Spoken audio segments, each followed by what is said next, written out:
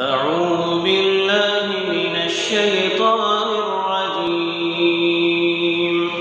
بسم الله الرحمن الرحيم.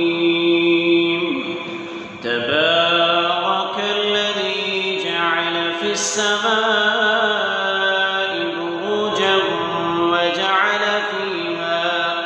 وجعل فيها سراجا وقمرا منيرا، وهو الذي جعل الليل والنهار